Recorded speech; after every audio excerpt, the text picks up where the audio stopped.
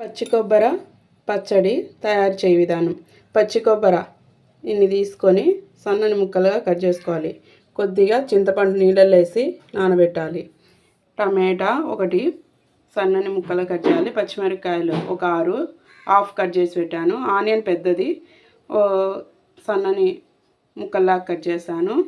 ఇందులోకి ఒక half table spoon జీలకర్ర ధనియాలు తీసుకోవాలి.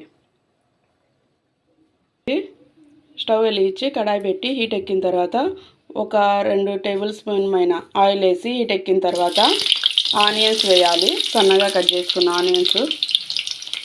ఇందులోనే పచ్చిమిరపకాయలు వేయాలి. జీలకర్ర ధనియాలు కూడా వేయాలి.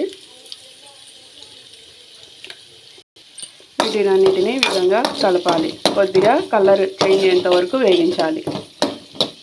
ఎర్రగడ్డ పచ్చిమిరపకాయ అనేది కొద్దిగా కలర్ చేంజ్ అయినది. ఇప్పుడు ఒక టమాటా వేసుకుందాము. వీటన్నిటి కూడా కొద్దిగా మగ్గేంత వరకు ఉండించుకుందాము.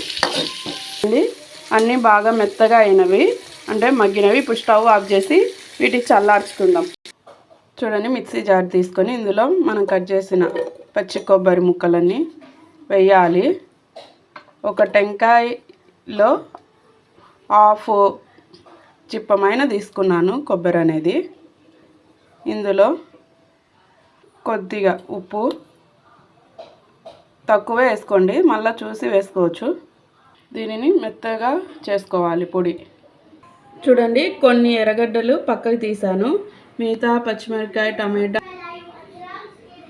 కొన్ని ఎర్రగడ్డలు అనేది పక్కకు తీసి పెట్టాను. ఇందులో టమాటా పచ్చిమిరపకాయ ధనియాలు జీలకర్ర కొన్ని ఎర్రగడ్డలు కూడా వేసాను. కొన్ని మటుకే తీసాను, అవి లాస్ట్న కలుపుకునే దానికి.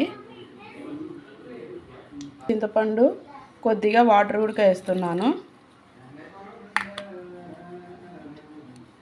ఇలా చింతపండు మొత్తాన్ని వేసాను. వాటర్ అనేది చూసుకొని మళ్ళీ వేసుకుందాము. మెత్తగా గ్రైండ్ చేయాలి. ఇంకొద్దిగా ఉప్పు అనేది వేస్తున్నానండి, తక్కువగా ఉన్నది.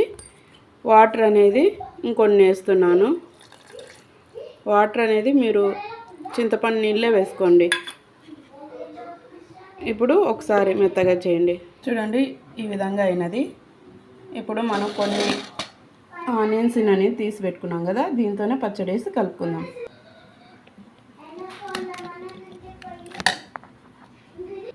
ఆనియన్స్ని పచ్చడిని బాగా కలపండి. చేతితోనే కలపండి, బాగా కలుస్తుంది.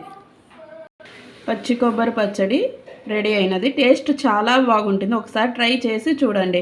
పులగమన్నంలోకి వైట్ రైస్లోకి చపాతీలోకి ఈ కాంబినేషన్ చాలా బాగుంటుంది.